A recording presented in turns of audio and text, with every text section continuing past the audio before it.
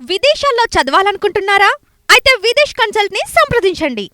స్టాలిన్ వాళ్ళ తమిళనాడులో ఎంత నెట్టేసినా, ఎంత చేసినా స్టాలిన్‌కు ఉండేటటువంటి స్టార్డమ్ స్టాలిన్‌కుంది. So, Stalin gave a good governance అక్కడ తమిళనాడులో. మనలాగా ఉండదనమాట. 5 సంవత్సరాలు వీళ్ళు, 5 సంవత్సరాలు వాళ్ళు. నేను ఐఐటీ మద్రాస్‌లో అక్కడ చదువుకున్నాను కాబట్టి మద్రాస్ పాలిటిక్స్ గురించి నాకు తెలుసు. ఇక్కడ ఏదో స్టాలిన్ మీద తోసేయడం ఇలా అనుకోవడమే తప్ప ఇప్పుడు ఇలాగ స్టేట్మెంట్స్ వారాహి డ్రెస్సులేసేసినంత మాత్రాన, వారాహి దీక్ష తీసేసుకున్నాను, వారాహి అమ్మవారు వాహనానికి పెట్టేశాను అన్నంత మాత్రాన ఈ ఎంబ్లమ్ రాదు. చిత్తశుద్ధితో చేస్తున్నాడు పవన్ కళ్యాణ్, అందులో డౌట్ లేదు. హిందూ మతానికి చెయ్యాలి, కంపల్సరీ ఐక్యత ఉండాలా, లడ్డూల గురించి ఫైట్ చేయాలా, అలాగే వారాహి అమ్మవారి గురించి చక్కగా మూమెంట్ తీసుకురావాలా. కానీ రాజకీయంగా చేసుకోకూడదు వీళ్ళు. ఏ పార్టీ కూడా చేయకూడదు, వీళ్ళు చేయకూడదు, జగన్ వాళ్ళు చేయకూడదు. రైట్.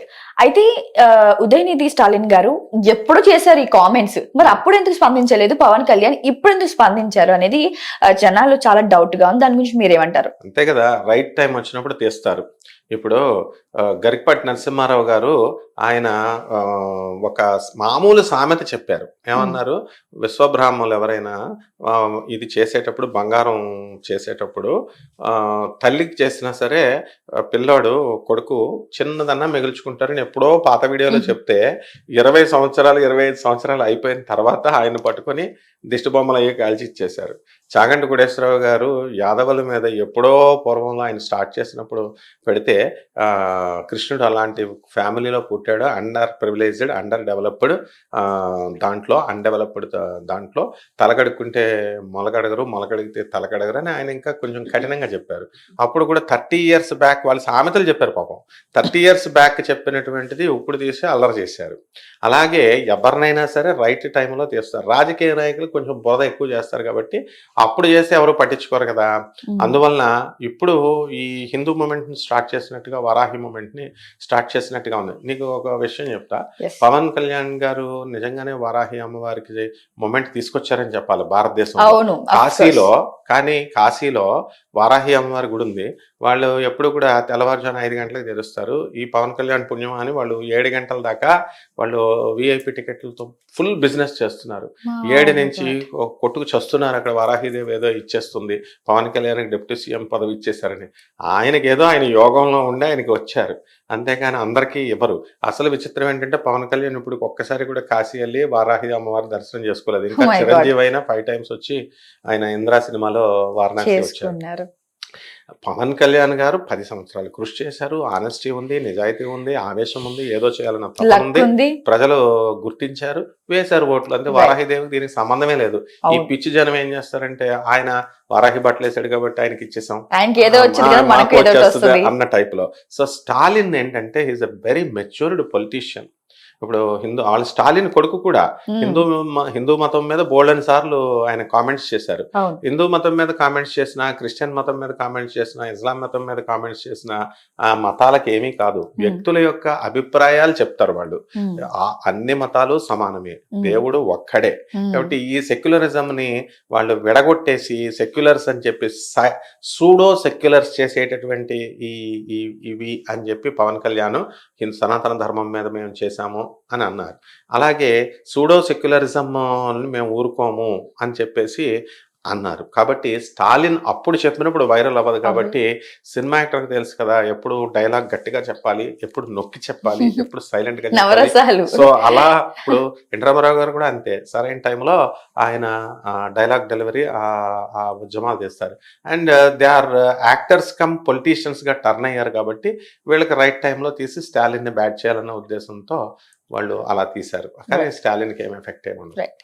సనాతన ధర్మం గురించి పవన్ కళ్యాణ్ అందరినీ హెచ్చరిస్తున్నారు. అంటే దీన్ని కూడా రాజకీయ వ్యూహమేనా లేకపోతే నిజమైన భక్తన అనే డౌట్ చాలా మందిలో. దాని గురించి మీరేమంటారు? 100% రాజకీయమే లబ్ధే ఉంటుంది. కానీ అలా అని చెప్పి ఆయన హిందూ కాబట్టి హిందువుగా లోపల అభిమానం ఉంటుంది. ఎవరి యొక్క ధర్మాలని వాళ్ళు పాటించాలి. Hindu should not enter into the arena of a Christianity. క్రిస్టియానిటీలో ఉన్నటువంటి వాళ్ళు ముస్లిం దాన్ని టచ్ చేయకూడదు. ఇప్పుడు ఈ మధ్యన ఒక ఫ్యాషన్ అయిపోయింది. ఇప్పుడు రాధా మనోహర్ దాస్ ఉన్నాడు, ఆయన ఆయన యేసుప్రభు, ఇప్పుడు జీసస్ క్రైస్ట్ ఎన్ని కోట్ల మంది భక్తులు నమ్ముతున్నటువంటి అవును. జీసస్ క్రైస్ట్ హూ అవును. Has given him the right to criticise. Yes. మరి ప్రతి ఇంటర్వ్యూలో కూడా చాలా డిగ్రేడ్ చేసి మాట్లాడతారు. పాస్టర్లు చేసుకోవచ్చు, పాస్టర్లు మంచోళ్ళు చెడ్డోళ్ళు ఉంటారు. అవును. జీసస్ నే చేసే దమ్ము బైబిల్ ని వాళ్ళకుందా? బైబిల్లో ఉన్న వాక్యాలను కూడా ఆయన బైబిల్ చెప్తారు. ని టచ్ కూడా, బైబిల్ ఇప్పుడు వాక్యాలు ఉన్నాయండి. బైబిల్ ని మొత్తం ఇప్పుడు అలా అనుకుంటే భగవద్గీత కూడా టాటాలజీయే. భగవద్గీత కూడా ఎవరికి తగ్గ విధంగా అర్థాలు అవుతూ ఉంటాయి. మత గ్రంథాల జోలికి వెళ్ళకూడదు, వెళ్ళకూడదు, దేవుడి దగ్గరికి దేవుడి వెళ్ళకూడదు. జోలికి వెళ్ళకూడదు. దేవుడు వీళ్ళకి అసలు ఏమీ తెలియదని అర్థం. ఆ మతం వాడు ఈ మతం, ఈ మతం వాడిని ఆ మతం విమర్శించుకున్నారంటే వాట్ స్వామి వివేకానంద ఏం చెప్తాడంటే, చికాగోలో యుఎస్ఏ అడ్రస్ చేస్తూ ఒక నూతిలో ఒక కప్ప ఉంది ఆల్రెడీ, కొత్త కప్ప సముద్రంలో నుంచి అందులోకి వచ్చి పడింది. ఫస్ట్ కప్ అడుగుద్ది, నువ్వు ఎక్కడి నుంచి వచ్చావని. నేను సముద్రం నుంచి వచ్చాను అని అంటుంది. అప్పుడు బావిలో ఉన్న కప్ప ఇంత చిన్న గంతేసి, సముద్రం ఇంత పెద్దగా ఉంటుందా నా నుయ్యి అంతా అని అడుగుద్ది. కాదు, ఇంకా పెద్దది అంటది. రెండు గంతులేసి ఇంత పెద్దదా అని అడుగుద్ది. అంటే ఇంకా పెద్దది అని అంటుంది. 3 గంతులేసి ఎంత ఉంటుందా అంటే, what nonsense are you talking, ఏం మాట్లాడుతున్నావు నువ్వు, సముద్రాన్ని తీసుకొచ్చి నూతితో పోలుస్తున్నావు. అలా హిందువులు ఏమనుకుంటారంటే ఏదో పెద్ద హిందూయిజం వీళ్ళకి వచ్చేసినట్టు. అన్ని ఒక్క హిందువు కూడా 18 పురాణాలు చదివిన వాళ్ళు లేడు. ఈ విమర్శించేటటువంటి వాళ్ళు వేదాలు చదివినటువంటి వాళ్ళు. నేను అదర్వడి మీద పండితుడిని నేను. కమాన్, ఐ విల్ ఆస్క్ క్వశ్చన్స్. చెప్పమనండి. ఎవరైతే క్రిస్టియానిటీని విమర్శిస్తున్నారో, ఇస్లాం మతాన్ని క్రిటిసైజ్ చేస్తున్నారో, నేను అడుగుతాను, నువ్వు హిందూ మతంలో ఏం చదివావు? అలాగే నేను బైబిల్ కూడా చదివాను నేను. మరి ఎవరైతే పాస్టర్లో మరి వాళ్ళ స్వార్థం కోసం హిందూసం చేస్తున్నారో వాళ్ళని అడుగుతాం, రమ్మను. దేవుడు చెప్పినటువంటి యథాతథంగా చెప్పాలి. సొంత కవిత్వాలు చేయడమే మహాపాపం, ఇదే మహాసిన్ను. సో వీళ్ళంతా కూడా, అప్పుడు స్వామి వివేకానంద ఏమంటాడంటే, ఒక హిందువుకి క్రిస్టియానిటీ గురించి తెలీదు, ఆ క్రిస్టియన్కి హిందూ మతం గురించి తెలీదు. ఒకళ్ళకొకళ్ళు ఇది నూతులో బావిల్ లాంటి వాళ్ళు, కప్పలు లాంటి వాళ్ళు. కాబట్టి ఒకళ్ళ జోలికి ఒకళ్ళకి వెళ్ళకుండా స్వధర్మం చేసుకోండి, మీరు హిందువులాగా చేసుకోండి అలా చెప్పారు. కాబట్టి ఈ విధంగా వెళితే ఏ ప్రాబ్లము ఉండదన్నమాట. అలాగే హిందువుగా పవన్ కళ్యాణ్ గారికి ఒక ఆవేదన ఉంటుంది, డెఫినెట్గా ప్రేమ ఉంటుంది, అది రావడం చాలా మంచిది. మరి మిగతా హిందువులంతా కూడా కోఆపరేట్ చేయాలి కదా. ఇప్పుడు ఆయన జై వరాహి అని అంటే, ఇప్పుడు వారాహి అమ్మవారు ఏదో ఇళ్ళు ఇస్తుంది, పిల్లల్ని ఇస్తుంది, డబ్బుల్ని ఇస్తుంది, ధనాన్ని ఇస్తుంది అని చెప్పి వెళ్ళిపోతున్నారు వీళ్ళు. అంతేగాని వారాహి మీద ప్రేమ కాదు. వారాహి ఏమి ఇవ్వదు. నేను చెప్తున్నాను, ఇప్పుడు ఎన్నో వీడియోస్లో చెప్పాను, లక్ష్మీ సరస్వతి పార్వతి ఎలాగో, ఈ మిగతా దేవుళ్ళు ఎలాగో, వాళ్ళెవరో వీళ్ళు ఏదో స్పెషల్గా ఇస్తారని చెప్తున్నారు కదా, అలాంటిది ఏమి ఉండదు. ఈ మామూలు దేవుడు అంతా ఒకటే, ఏ దేవుడైనా ఒకటే ఇస్తాడు, స్పెషల్ గా ఇచ్చేది లేదు. వారాహి కానీ ప్రత్యంగిర కానీ. ఇప్పుడు ఎలా మనం జనాలను చూస్తాను, ఏమి ఇవ్వదంటే వెళ్ళరు. తిరుపతి వెంకటేశ్వర స్వామి గుడికే వెళ్ళరు, ఏమి ఇవ్వడు ఆయన. జస్ట్ మీకు ప్రేమ ఉంటే రండి, లేకపోతే లేదంటే నో, ఒక్కళ్ళు కూడా వెళ్ళరు. సో ఈ సెల్ఫిష్ ప్రపంచంలో పవన్ కళ్యాణ్ గారు ఇది రాజకీయాన్నిగా ఒక పుంజింపజేయడానికే ఆయన ప్రయత్నాలు ఆయన చేసుకుంటారు, తప్పులేదు. ఇప్పుడు డిప్యూటీ సీఎం అయ్యాడు, ఒక సీఎం అవ్వాలని ఆలోచన ఉంటుంది. అండ్ డెఫినెట్ గా ఆయన ఏదో ఒక రోజున సౌత్ ఇండియాలో టాప్ యోగి ఆదిత్యనాథ్ మించిన సీఎం అవ్వగలుగుతాడు. ఎందుకంటే ప్రజలు ఓట్లు వేస్తారు. అక్కడ యోగి ఆదిత్యనాథ్ వేశాడు. యోగి ఆదిత్యనాథ్ ఎంతసేపు ఎన్కౌంటర్లు చేయడమే చూశాడు తప్ప, అక్కడ ఉత్తరప్రదేశ్ లో బస్సులు వేయలేదు ఆయన, రోడ్లను బాగు చేయలేదు ఆయన, పెద్ద డెవలప్మెంట్ చేశామని చెప్తారు. మోడీ గారు గంగానది ప్రక్షాళన చేశానని ఇన్ని కోట్లు ఖర్చు పెట్టన్నారు, గంగానది ఇంకా అలాగే ఉంది. కాబట్టి నేను మొన్న కాశీ ఎప్పుడు వెళ్ళొస్తుంటాను. సో వెనకాల బిల్డింగ్స్ ని ఎక్స్పాండ్ చేశారు. ఎక్స్పాన్షన్ కి ఎన్ని వేల కోట్లు ఖర్చు పెట్టారు. ఇప్పుడు నువ్వు ఆ ఎక్స్పాన్షన్ కి అది డబ్బులు ఖర్చు అవ్వట్లేదా? సో అట్లా ప్రక్షాళన మనుషుల్లో తీసుకురావాలా, మార్పు తీసుకురావాలా. ప్రజల్లో గోడలు కట్టుకోవడం, రోడ్లు వేసుకోవడం కాదు. పెద్ద పెద్ద రాజ్యాలే కూలిపోయినాయి, రాజులే కూలిపోయారు. రాజులు ఉండరు, కారేరి రాజులు అన్నాడు. రాజులు పోతాయి, రాజ్యాలు పోతాయి, రాజుల సొమ్ము రాళ్లపాలు అవన్నీ పోతాయి. ప్రజల్లో తీసుకొచ్చే వివేకం, జగద్గురు అయినటువంటి ఆదిశంకరుడు, జగద్గురు అయినటువంటి ఈ యొక్క దత్తాత్రేయుడు, స్వామి వివేకానంద, జీసస్ క్రైస్ట్, వీళ్ళు తీసుకొచ్చినటువంటి వీళ్ళంతా, రాజారామ్మోహన్ రాయ్, దయానంద సరస్వతి, వీళ్ళంతా కూడా సోషల్ రిఫార్మర్స్. సొసైటీని పునర్నిర్మాణం చేశారు, రెనోవేషన్ చేశారు. ఇటువంటి మార్పు కావాలా, కానీ ఏ రాజకీయ నాయకుడు అది చేయడు. కేవలం రాజకీయ లబ్ధి కోసమే చేస్తారు. ఎక్కడో 1% మొరార్జీ దేశాయ్ లాంటి ఆయన, ఇప్పుడు మొరార్జీ దేశాయ్కి చిన్న పాక ఉందండి ఇప్పుడు కూడా. మరి ఆయన అంతే సంపాదించుకున్నాడు. మరి వీళ్ళంతా కోట్ల రూపాయల ఆస్తులు సంపాదించుకున్నారు. ఇవన్నీ ఇచ్చేయమనండి, పేదవాళ్ళకి ఇచ్చేసి ఆ తర్వాత మిగతా అందరు రాజకీయ నాయకులు ఆయనని కాదు ఇచ్చి చేయమనండి. They can't do. Right. So Udhayanidhi Stalin గారి మీద ఎన్నో కామెంట్స్ వచ్చినా కూడా ఇప్పటి వరకు ఎందుకు స్పందించట్లేదు? దాని గురించి మనం ఏమనుకోవాలి, ఎలా చూడాలి? స్టాలిన్ అనేటటువంటి వ్యక్తి ఆయన by birth politician. Pawan Kalyan మొన్న 10 సంవత్సరాల బేబీ. చంద్రబాబు నాయుడు పుట్టుకతో కాదు, ఆయన పుట్టుకతో కూడా కాదు. జగన్ పుట్టుకతో పొలిటీషియన్. జగన్ కున్న రాజకీయము, స్టాలిన్ కున్న రాజకీయము వీళ్ళకి రాదు. మధ్యలో వచ్చినటువంటి వీళ్ళు వాళ్ళ ఫాదర్లు చేసిన రాజకీయాలు చూసారు. కరెక్ట్ టైంలో కరెక్ట్ గా స్పందిస్తారు. అంతా ఏదేదో హడావిడి చేస్తారు. ఆయన తమిళనాడుకి ఇప్పుడు తమిళనాడు ప్రభుత్వం ఎలా ఉంటుందంటే, తమిళనాడు పాలసీస్ ఎలా ఉంటాయంటే రావణ బ్రహ్మను పూజిస్తారు వాళ్ళు కొంతమంది. రావణ బ్రహ్మ ఏమిట్రా అంటే వాళ్ళు చూసేది ఒకటే, వాళ్ళు బ్యాడ్ క్వాలిటీస్ ఉండి సీతాదేవిని ఎత్తుకెళ్ళిపోయాడు, that is a different thing. కానీ అందుకని శిక్షించాలా, రామప్రభువుని శిక్షిస్తారు. మరి వాళ్ళు కొంతమంది శ్రీలంకన్స్ వాళ్ళంతా కూడా రావణ బ్రహ్మని పూజ చేస్తారు. ఎందుకురా అంటే ఇవన్నీ ఏం చేశారన్న తర్వాత సంగతి. ఫస్ట్ అతను బ్రహ్మదేవుడు కదా, పులస్త్య బ్రహ్మ, ఆయన కూడా బ్రహ్మ మనవుడు బ్రహ్మ. ఆ ఒక్క యాంగిల్లోనే చూస్తారనమాట. అందుకని ఇలాగా ఒపీనియన్స్ డిఫర్ అవుతూ ఉంటాయి. ఆంధ్ర పాలిటిక్స్ వేరు, తమిళనాడు పాలిటిక్స్ వేరు. కాబట్టి స్టాలిన్ ఏంటంటే ఎలక్షన్ ముందు స్పందిస్తాడు, సరైన సమయంలో ఆయన స్పందిస్తాడు అనమాట. అప్పటిదాకా సైలెంట్ ఉంటాడు. రైట్.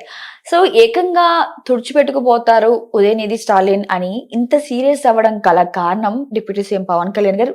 ఇంకా వేరే ఏదైనా కారణం ఉండవచ్చా, లేకపోతే రాజకీయంగానైనా, లేకపోతే ఇది రిలేటెడ్ టు సనాతన ధర్మం ఏమైనా ఉందా? సనాతన ధర్మానికి రాజకీయాలకి లింకే పెట్టకూడదు. లింక్ పెట్టారంటేనే భ్రష్టత్వం. అంటే ఇంత ఘాటు వ్యాఖ్యలు చేయడం గల కారణం ఆయనకి ఏది చెప్పినా సరే ఆవేశంతో చెప్పడం అలవాటు ఆయనకి. ఆయన ఒక బోళా శంకరుడు, గట్టిగా చెప్తాడు పాపం. లేదా ఏమైనా బీజేపీ పార్టీ వాళ్ళు కొయిలెన్స్ ఉంది కాబట్టి వాళ్ళు ఏమైనా చెప్పమన్నారేమో. ఎందుకనంటే ఈ స్టాలిన్ అనేటటువంటి వ్యక్తి కొంచెం ఈ హిందూయిజం మీద, సనాతన ధర్మం మీద చాలాసార్లు వాళ్ళ అబ్బాయి కూడా చాలా విమర్శలు అవన్నీ కూడా చేయడం జరిగింది. కాబట్టి ఆ రూట్లో మనం చూడాలి తప్ప పవన్ కళ్యాణ్ గారు న్యాచురల్ గా ఏది చెప్పినా సరే ఇన్వాల్వ్ అయిపోయి చెప్తాడు, ఆవేశంగా చెప్తాడు. ఏదో మార్పు వెంటనే తేవాలని తెస్తాడు. అందులో కొంత చిత్తశుద్ధి కొంత ఉంటుంది, కొంత నేషనల్ పార్టీస్ యొక్క అవతల పార్టీల యొక్క ప్రభావం డెఫినెట్ గా ఉంటుంది. అందుకనే మరి అంతగా ఘాటుగా చెప్పు ఉండొచ్చు. రైట్. పవన్ కళ్యాణ్ గారు సనాతన ధర్మం గురించి ఎప్పుడు చెప్పినప్పుడు కూడా, మాట్లాడినప్పుడు కూడా ఎక్కువగా సినిమా వాళ్ళని ఈ కలిపి మాట్లాడడం బాగా మనం చూస్తుంటాం. ఎగ్జాంపుల్ ప్రకాష్ రాజ్ కానీ లేకపోతే కార్తీ. అయితే దీన్ని మొత్తం ఓవరాల్ గా ఎలా చూడొచ్చు? ఎందుకనంటే ఇప్పుడు ప్రకాష్ రాజు ఆయన ఎవరి భావాలు వాళ్ళకు ఉంటాయి. ఇది సెక్యులర్ కంట్రీ కదా, వాక్ స్వాతంత్రం అందరికి ఉంటుంది. అది హిందూ ధర్మానికి, సనాతన ధర్మానికి వ్యతిరేకంగా ప్రకాష్ రాజు మాట్లాడకూడదు, ఈయన కూడా మాట్లాడకూడదు, ఎవరు మాట్లాడకూడదు, ఏ మతం గురించి మాట్లాడకూడదు. అయితే వాళ్ళు సినిమా లింక్ చేసి ఎందుకు మాట్లాడతారంటే సందర్భంగా గ్లేరింగ్ ఎగ్జాంపుల్స్ ఇస్తున్నాడు అనమాట. సనాతన ధర్మాన్ని ఒక టీచర్, అతనిలో ఒక టీచర్ ఉన్నాడు పవన్ కళ్యాణ్ లో. అందుకని ఇలా ఎగ్జాంపుల్ గా స్టడీ కేసెస్ కింద చూపించి మాట్లాడతారు. మరి ప్రకాష్ రాజు ఒక యూజ్లెస్ ఫెలో అని చెప్పేసి మన స్ట్రింగ్ వినోద్ చెప్తాడు, వీడొక యూజ్లెస్ ఫెలో, వాడొక యూజ్లెస్ ఫెలో అని చెప్పి యాంటీ హిందూయిజం గురించి మాట్లాడుతున్నప్పుడు. సో వాళ్ళంతా పర్ఫెక్ట్ పర్సన్స్ కాదు, వాళ్ళు సినిమా యాక్టర్లు అంతే. సినిమా యాక్టర్లు ఏంటంటే రంగురంగులు నిమిషానికి మారిపోతారు. యాక్టింగ్ చేసి బాడీలో జీర్ణించేసుకొని అవసరమైతే సనాతన ధర్మం గొప్పదంటారు, మళ్ళీ నెక్స్ట్ క్షణంలో సనాతన ధర్మం కాదు అంటారు. పవన్ కళ్యాణ్ అలాగ అనడం లేదు ప్రస్తుతానికి. ప్రకాష్ రాజ్ తప్పు చేశాడు. ప్రకాష్ రాజ్ ఎన్నో సందర్భాల్లో సనాతన ధర్మం మీద చెప్పినప్పుడు ఆయన్ని చాలా మంది విమర్శించారు. ఎవరైనా విమర్శిస్తారు కూడా, ఎందుకంటే this is Hindu dominated society. కాబట్టి ఇక్కడ సస్టైన్ అవ్వాలి అని అంటే డెఫినెట్ గా హిందూ మతానికి మరి వ్యతిరేకంగా చెప్పినప్పుడు వాళ్ళని అంటారు కదా. రైట్. సో తిరుపతి లడ్డు వివాదం మనకు తెలిసిన విషయమే. దాని గురించి సుప్రీంకోర్టు సీరియస్ కూడా అయింది. అయితే ఇది పవన్ కళ్యాణ్ గారికి అండ్ చంద్రబాబు గారికి ఒక హెచ్చరిక అని చెప్పాలా? డెఫినెట్ గా హెచ్చరికే. ప్రభుత్వాలకు సిగ్గుండవు. ఎందుకంటే ఇప్పుడు సుప్రీంకోర్టులు చెప్తాయి, సుప్రీంకోర్టులో పాలసీలో వెళ్తాయి. వెళ్ళినప్పుడు ఈ హెచ్చరిక కాకపోవడానికి వీళ్ళేం దేవుళ్ళు కాదు కదా. ఇప్పుడు జగన్ ఏం దేవుడు కాదు, పవన్ కళ్యాణ్ దేవుడు కాదు, చంద్రబాబు నాయుడు దేవుడు కాదు. వాళ్ళ ప్రభుత్వాల కోసం ఏర్పాటు చేసుకోవాలని వీళ్ళ ప్రభుత్వాలు ఏర్పాటు చేసుకోవాలని వాళ్ళు, మరి అందువలన ఆ పోరాటంలో వీళ్ళు ఏం చేస్తూ ఉంటారంటే ఈ తిరుపతి లడ్డు వివాదాన్ని తీసుకొస్తూ ఉంటారు. వీళ్ళు చేశారని వాళ్ళు చేశారని వీళ్ళు చెప్తుంటారు. ప్రజలే ఫైనల్గా నష్టపోయింది. ఎవరైతే అది నిజమైతే, ఇంకా ప్రూవ్ కాలేదు కదా, అలాంటివన్నీ ప్రూవ్ కావు. సో మళ్ళీ వీళ్ళే హాస్టైల్ అయిపోతాయి కేసెస్. ఇలాంటివన్నీ కూడా కాంప్రమైజ్లు అయిపోతారు. మళ్ళీ ప్రజలే పిచ్చోళ్ళు అయ్యేది. కాబట్టి ఇవన్నీ నార్మల్గా రాజకీయంలో రొటీన్గా జరుగుతూ ఉంటాయి.